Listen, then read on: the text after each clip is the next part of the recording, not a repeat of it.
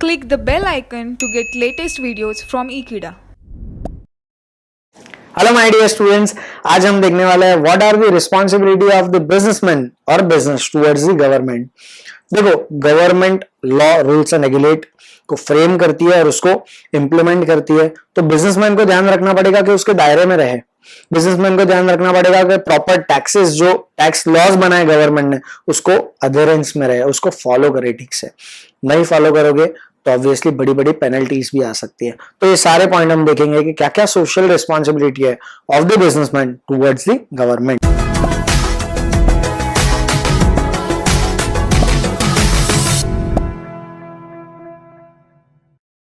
Yes, सबसे पहला point है refrain from the corrupt practice. What do mean by refrain? Refrain मतलब दूर रहो, अवॉइड करो। Refrain from the corrupt practice, corruption related जो प्रैक्टिस है, जो गलत एक्टिविटीज है, जो करप्ट प्रैक्टिसेस है, उसको बंद करो।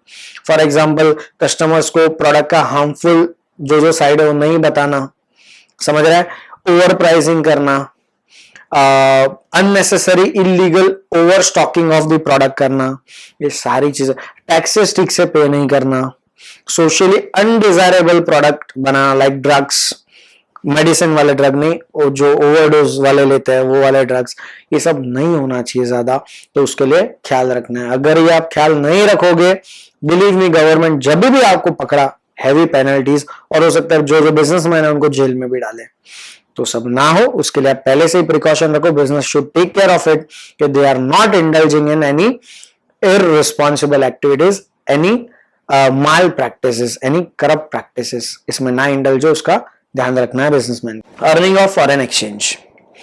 देखो, फॉरेन एक्सचेंज ऐसी चीज है ना जो कंट्री के बैलेंस ऑफ पेमेंट को एकदम बैलेंस रखती है। फॉर एग्जांपल, आज मुझे समझो, आज मैंने एक कंट्री के पास से समझो $10,000 लिए, और आज का समझो $1 का रेट है समझो 70, एग्जांपल ले रहे हैं। तो आज मैंने कितने लिए? एक्चुअली 7 लाख, बराबर है 70,000 इंटू जो आपका रुपये हो कैलकुलेशन के साथ, 1 lakh into 70, that is 70 lakh. अभी समझो $1 लाख मुझे 1 साल के बाद देना है। मैंने लिया था तभी कितना लिया था रुपी में? 70 लाख, $1 लाख इंटू 70 रुपी। अब मुझे देना है तभी समझो $1 इज इक्वल टू 73 हो गया। कितना हो गया? 73। अभी मुझे कितना रुपये करना पड़ेगा? 73 लाख। समझ रहे हैं क्या हो गया? अगर समझो मेरे पास फॉरेन एक्सचेंज है ही नहीं, अगर मेरे पास डॉलर नहीं है, तो क्या होगा पता है? मेरे को 70 लाख लेके 73 लाख रुपए देने पड़ेंगे। और अगर मेरे पास समझो $1 लाख ही है, तो मैं $1 लाख ही दूंगा। There is no risk of price fluctuation, there is no risk of any foreign exchange का रेट फ्लक्चुएशन। समझ रहे हैं क्या? देखो, मेरे पास तो भले मैंने 70 लाख लिया और 73 लाख वापस दिया, बट बिलीव मी, अगर मेरे पास डॉलर होता तो $1 लाख लेके $1 लाख दिया। तो बिजनेसमैन इसमें बहुत ज्यादा हेल्प करता है गवर्नमेंट को। देखो, अगर कोई एमएनसी मतलब क्या? मल्टीनेशनल कंपनी, मल्टीनेशनल कंपनीज, जो बड़ी बड़ी कंपनीज है, वो अपना प्रोडक्ट बाहर भी बेच रही है, और वो अपना प्रोडक्ट बाहर बेचने से क्या हो रहा है? कंट्री को बहुत ज्यादा फॉरेन एक्सचेंज मिलता है। देखो, बाहर जैसे यूएस यूके में अगर बेचा तो मैंने, वहां से रुपी नहीं आने वाले, वहां से डॉलर या तो पाउंड आने वाले। तो ये डॉलर और पाउंड क्या करेगा? जमा होएगा इंडिया में, और जनरली वो रखता है आरबीआई। समझ रहे? ये जितना ज्यादा जमा होएगा उतना ही गवर्नमेंट को अपना फॉरेन एक्सचेंज रखने में ज्यादा से ज्यादा हेल्प होगी, और जितना ज्यादा फॉरेन एक्सचेंज होगा, बिलीव मी, उतना बैलेंस ऑफ पेमेंट स्टेबल रहेगा, और ये स्टेबल होने का कंट्री को बहुत ज्यादा फायदा है। समझ रहे? अपने एक्सटर्नल जो लोन्स है, दूसरी कंट्रीज के जो लोन है, वो अच्छे से उनके ही करेंसी में रीपे हो जाएंगे, ताकि वो फॉरेन एक्सचेंज के फ्लक्चुएशन का रिस्क अपने हाथ में ना रहे। 70 लाख देके 73 लाख ना देना पड़े। Supports the government in socio cultural, socio economic programmes. मतलब क्या? देखो, बिजनेसमैन ने अपने बहुत सारे बिजनेसेस को देखा होगा जो कस्टमर्स के लिए बहुत ज्यादा एडवर्टाइजमेंट निकाले, ताकि उनके साइड इफेक्ट्स क्या है ये पता चले, उसके प्रॉपर यूज करने के तरीके क्या है ये पता चले। बहुत सारी बड़ी बड़ी कंपनियां गवर्नमेंट को प्रोवाइड करती है फंड्स, ताकि गवर्नमेंट ट्रेनिंग दे पाए अपने कस्टमर्स को। जागो ग्राहक जागो है, समझ रहे? ऐसे बहुत सारे अलग अलग म्यूचुअल फंड्स के आजकल ऐड आते हैं बहुत सारे। तो ये सारे क्या हुए, कंज्यूमर्स अवेयर हो पाए। और बहुत सारे आपने कंपनी के रोड शोज भी देखे होंगे जहां पे अपने कस्टमर्स को या प्रोस्पेक्टिव कस्टमर्स को समझाते हैं कि अपना प्रोडक्ट यूज करने के फायदे क्या है, अपना प्रोडक्ट दूसरे प्रोडक्ट से कैसे अलग है। आपने देखा होगा पतंजलि के बहुत सारे प्रोडक्ट में आता है कि देखो बाहर ऐसा ऑयल मिलता है, बाहर वैसा सरसों का ऑयल मिलता है, हमारे प्रोडक्ट में है प्योरिटी, और ये सब होने से क्या होता है, ऑब्वियसली प्रोडक्ट का वैल्यू बढ़ता है, कस्टमर को अपनापन लगता है कि यार ये जो बता रहे हो यार बराबर है, वो अगर प्रोडक्ट अपने लिए हार्मफुल नहीं है तो वही लेना ज्यादा बेटर है, भले थोड़ा बहुत प्राइस भी ज्यादा देना पड़े। Yes, provide the financial assistance to when there is a natural calamities, during the times of natural calamities. देखो नेचुरल कैलामिटीज का तो ऐसा है जिसको हम रोक ही नहीं सकते, फ्लड बोलो, बड़े सुनामी बोलो, टॉर्नेडो बोलो, अर्थक्वेक्स बोलो, ये सब चीजें ऐसे कि जिसको आप हाथ में नहीं ले सकते, जिसको आप कंट्रोल ही नहीं कर सकते, समझ रहे हैं। ऐसे टाइम में बड़े बड़े बिजनेसमैन क्या करते हैं, गवर्नमेंट को असिस्टेंस देते हैं, समझ रहा है, ताकि गवर्नमेंट क्या कर पाए। अभी देखो केरला में हुआ, बहुत ज्यादा फ्लड हो गया था, तो देखो बाकी सब गवर्नमेंट ने क्या किया, बाकी सब बड़े बड़े बिजनेसमैन ने क्या किया, उनको फंड्स प्रोवाइड किया। आपने देखा होगा तो पेटीएम में तो अलग से एक कॉलम ही आ गया था, एक सेल ही आ गया था जिसमें आप डोनेट कर सकते हो, सीक्रेट डोनेशन है तो आपके नाम के साथ डोनेशन कर सकते हो। देखो ये पेटीएम और ये सब जो अलग अलग ऑनलाइन साइट्स है बोलो, ऑनलाइन जो भी एप्स है, वो सब क्या है, अपने आप में कंपनी है ना, समझ रहा है, वो सब इसको हेल्प करता है, समझ रहा है। तो ड्यूरिंग द नेचुरल कैलामिटीज आपसे एक्सपेक्टेशन रहता है, बड़े बड़े बिजनेसमैन से बोलो एक्सपेक्टेशन रहता है कि आप गवर्नमेंट को हेल्प करो, समझ रहा है। वो अगर कर रहे हो तो आप गवर्नमेंट की गुड बुक्स में आओगे, और गुड बुक्स में आओगे तो ऑब्वियसली आपको बिजनेस को आगे जाके बहुत ज्यादा फायदा होगा। क्योंकि देखो गवर्नमेंट कौन है, जिसको हम ही सिलेक्ट कर रहे हैं, गवर्नमेंट वही है जो जिसको हमने सेलेक्ट किया हुआ है, गवर्नमेंट अपने लिए ही काम करता है, समझ रहा है। अभी उसमें देखो कोई अगर गलत इंसान आ गया तो वो अलग बात है, बाकी गवर्नमेंट वही है जिसको हम चुन रहे हैं, तो आपको पता होना चाहिए कि हम किसको चुन रहे हैं। तो अगर आपका चुनाव अगर ठीक है तो ऑब्वियसली आप गवर्नमेंट आप ही के लिए काम करेगा, और अगर आप ही के लिए काम कर रहा है तो ऑब्वियसली बात है बिजनेसमैन को ख्याल में रखना पड़ेगा कि यार जब भी उनको जरूरत है तभी हम उनको हेल्प करें।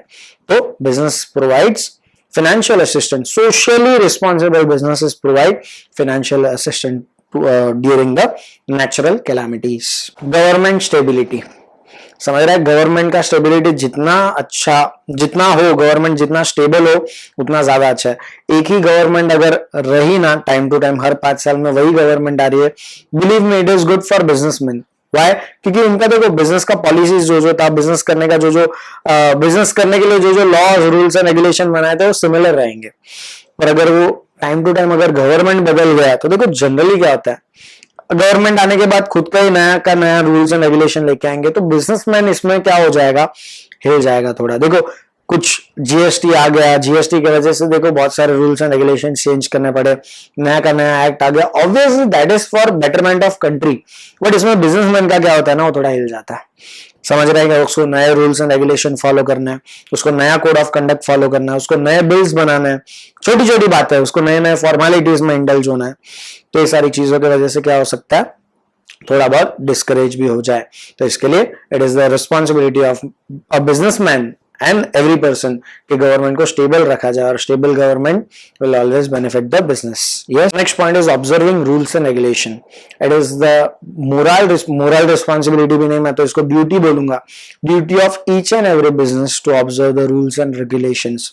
आपके इंडस्ट्री में, आपके कंट्री में, आपके बिजनेस में जो रूल्स एंड रेगुलेशन है उसको ठीक से समझा जाए, ऑब्जर्व किया जाए और उसको फॉलो किया जाए। अगर नहीं करोगे तो आज नहीं तो कल आपके साथ बड़ा हादसा होने वाला है, बड़ा हादसा in the form of financial losses, बड़ा हादसा in the form of vanish of business, बड़ा हादसा in the form of jail, that is imprisonment, ऐसा सब कुछ हो सकता है। तो इसके लिए observe the rules and regulation, be within the boundaries of those rules and regulation. देखो विद इन द बाउंड्री है कि आप कितना भी बिजनेस करो, इट्स ओके। प्राइस का आपने आपके हिसाब से मार्जिन डाला, which is not over charging, that is good ना, सोशली डिजायरेबल आपके लिए भी और सोसाइटी के लिए भी, समझ रहा है। तो बी विद इन द दायरा ऑफ रूल्स एंड रेगुलेशन, और उसके अंदर जब तक हो तब तक बिजनेस को बेनिफिट होने ही वाला। Next point is vital support to government in forming the laws and regulation. देखो कभी कभी क्या होता है ना, बिजनेसमैन को अगर बहुत ज्यादा तकलीफ हो रूल्स एंड रेगुलेशन में, उनको लग रहा है कुछ तो यार अननेसेसरी है, कुछ चीजें ऐसी है कि जो यार अवॉइड हो सकती है, जो फॉलो करनी जरूरी नहीं है, फॉर्मेलिटी है, जिसकी वजह से हमारा बिजनेस से ज्यादा ये सब फॉर्मेलिटीज में ध्यान जा रहा है, उसकी वजह से हम ठीक से बिजनेस नहीं कर पा रहे।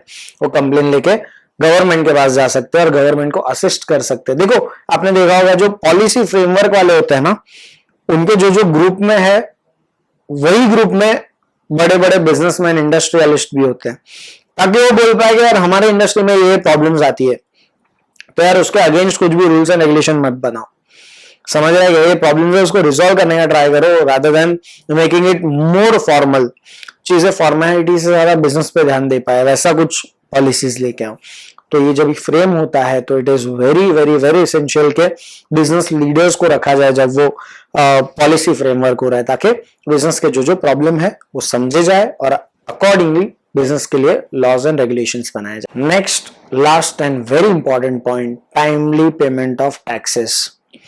टैक्स ऐसी चीज है जो गवर्नमेंट का सबसे बड़ा मेजर रेवेन्यू सोर्स है।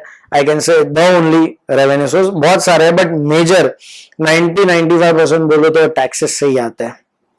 तो टैक्सेस का regular payment is very very very essential, not only for social responsibility point of view but also from law point of view.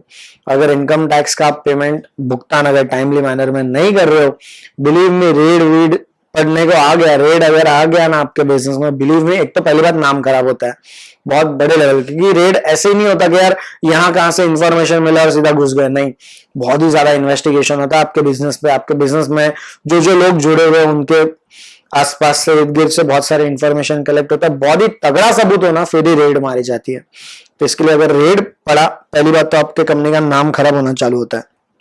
दूसरी बात, बिजनेसमैन को जेल भी जाना पड़े, समझ रहा है? तो ये सारी चीजें प्रॉब्लम क्रिएट ना हो तो उसके लिए क्या करना चाहिए, timely payment of tax.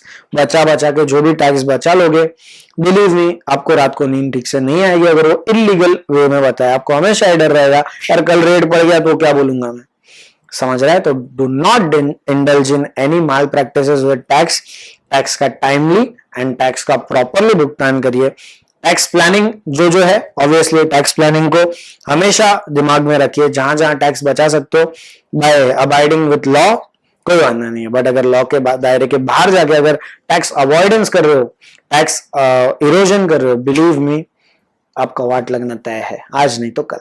Yes, so these are the responsibility of business towards the government. इसको ध्यान रखना पड़ेगा, and it is for student point of view, it is also one of the important question.